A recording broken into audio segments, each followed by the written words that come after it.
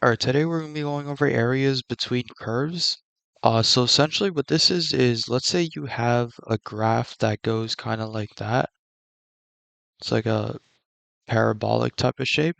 And let's say you integrate it from this x value to this one. And let's say you have a second line that goes something like that.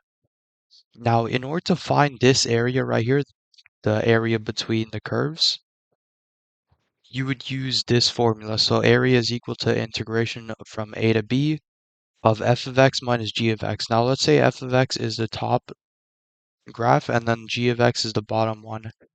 You always want the top one being f of x and the bottom one being g of x. Why that is because so essentially what you're doing is finding the area under the graph of f of x to the x-axis or even the y-axis, and then you're subtracting it by the area under g of x, which would be the area outside of the curve.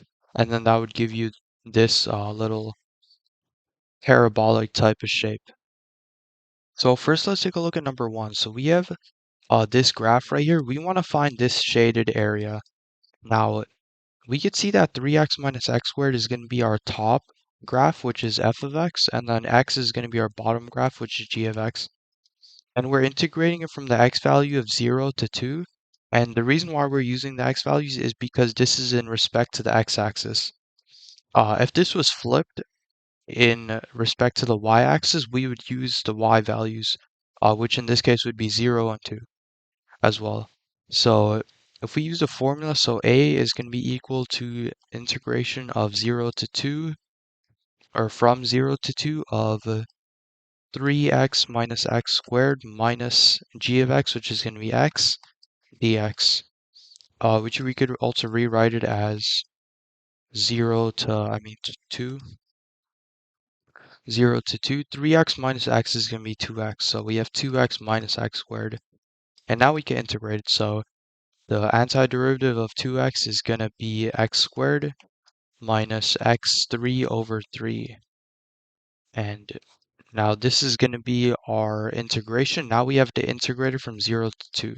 So all we need to do is plug it in, and we always plug in the top value first, so it's going to be 4 minus 8 over 3. And then that's going to be minus when you plug in like the bottom value, so it's going to be 0 squared minus 0 cubed over 3, in which in this case this is all 0, so this really doesn't mean anything to us right now. So our final answer is going to be 4 minus 8 over 3, but you could also change 4 over 4 into 12 over 3, in which 12 over 3 over 8 over 3 is going to equal 4 over 3. And that is your final answer.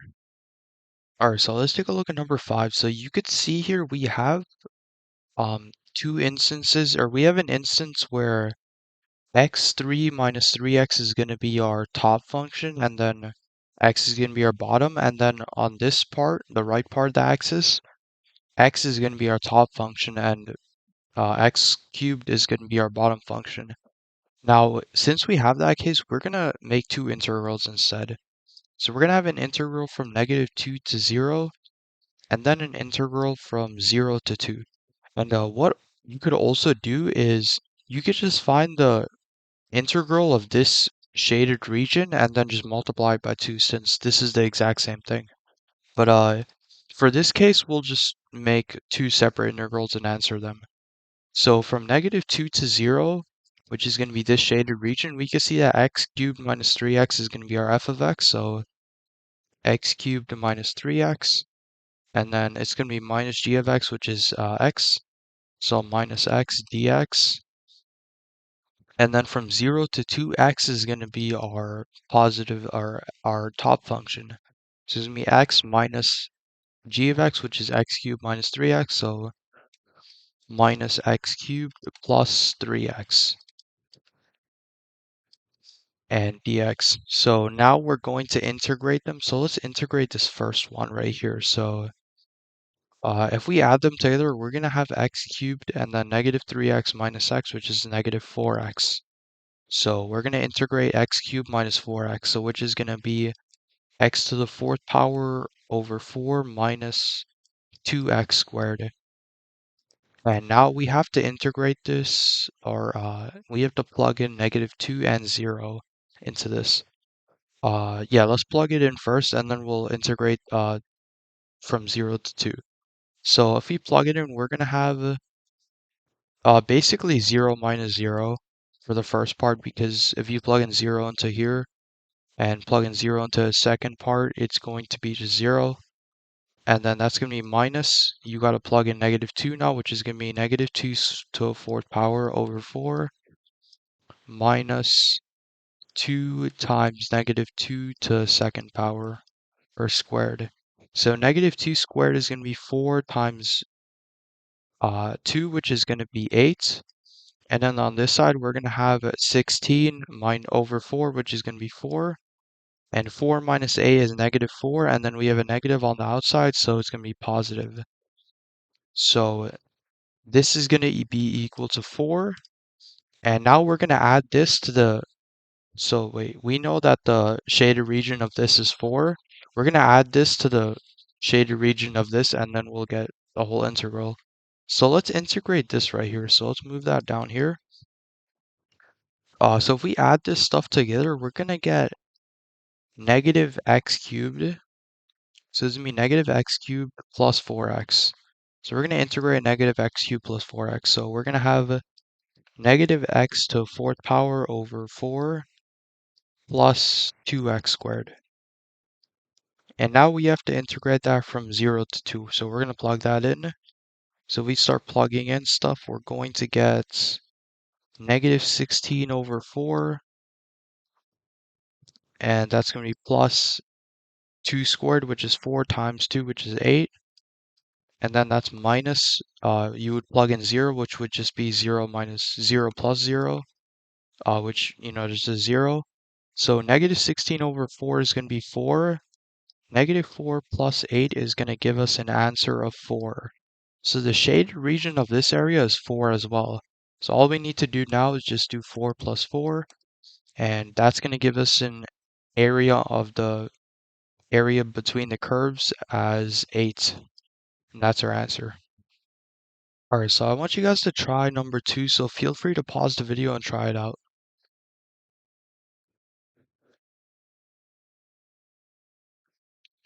Alright, so let's take a look at number 2. So we have this little area between the curves going on. This is in respect to the x-axis. So we know that e of x is going to be our top function, and then x squared is going to be our bottom function. So let's start setting up stuff. So this is going to be integrated from 0, so from this x value to 1. So 0 to 1, and then we're going to have e to x power minus x squared and dx. Now we need to integrate it. So the antiderivative of e of x, e to the power of x, is going to be e to the power of x. And then we're going to have minus x cubed over 3. And now we just integrate it from 0 to 1, in which we just plug it in. So it's going to be e to the 1 power minus 1 cubed over 3 minus, and now we plug in 0, so it's going to be e to 0 power minus 0 cubed over 3. And now we just, simplify, so we have e minus 1 over 3 minus e to 0 power is going to be 1, and then 0 over 3 is 0, so minus 1. And that's going to give us a final answer of e minus 4 over 3. And that is our final answer. Now, I want you guys to try number 19 and number 20, so feel free to pause the video and try those out.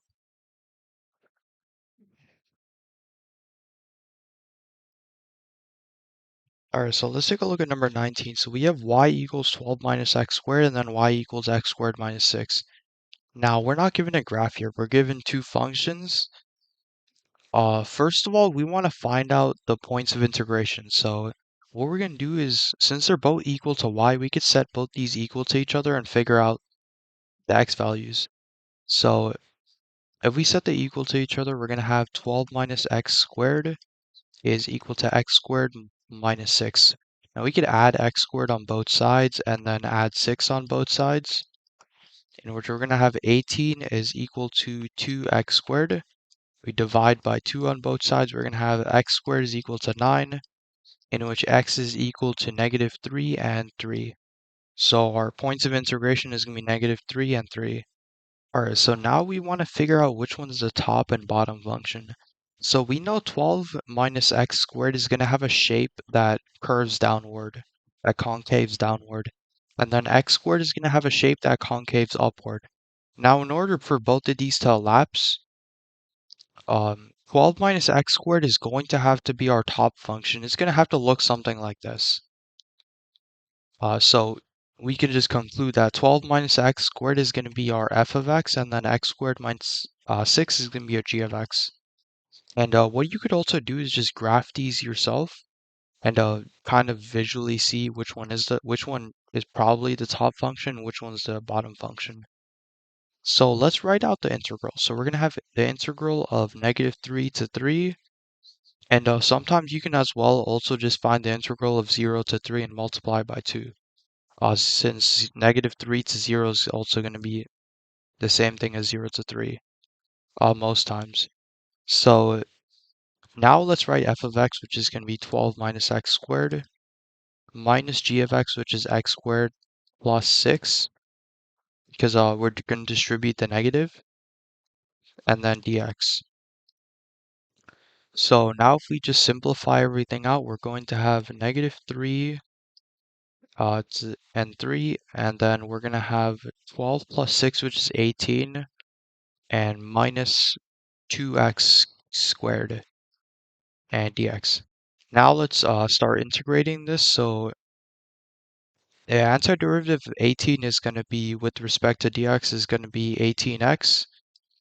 And then we're going to have minus x cubed now over 3 times 2. And now we need to integrate this from negative 3 to 3. So we could just do it right here. So we're going to have 18 times 3 minus 2, 3 to the third power over 3. And then that's going to be minus 18 times negative 3. And then we're going to have to shift it down here a bit. Yeah. 18 to negative 3 minus. And then we plug in negative 3, which is going to be 2 to negative 3 cubed over 3. And now we just simplify it. So 18 to the third, 18 times 3 is going to be 54, minus 3 cubed is 27, divided by 3, which is 9, times 2, which is going to be 18. So 54 minus 18 is just going to give us an answer of 36. So 36 is our first parentheses, and then second parentheses is 8 times negative 3 is going to be negative 54. And then we're going to have here negative 3 cubed is going to be negative 27 over 3, which is negative 9, times negative 2, which is going to be 18. So we're going to have plus 18. So negative 54 plus 18 is going to be negative 36. So second parentheses is going to be negative 36. And we're going to be left with 36 minus negative 36. And now since we have two negatives, that's going to change into a positive. So 36 plus 36 is going to give us an answer of 72. And that is going to be the area between the curves. All right, now let's take a look at number 20. So let's do the same thing again we did last time. So let's find the limits of integration. So we're going to set x squared equal to 4x minus x squared. And we could add x squared on both sides. So it's going to be 2x squared is equal to 4x. We could divide by x on both sides. So we're going to have, we could divide by 2x on both sides actually. So we're going to have x is equal to 2. And since we also divided by x as well, x is also equal to 0. So our limits of integration is going to be 0 to 2.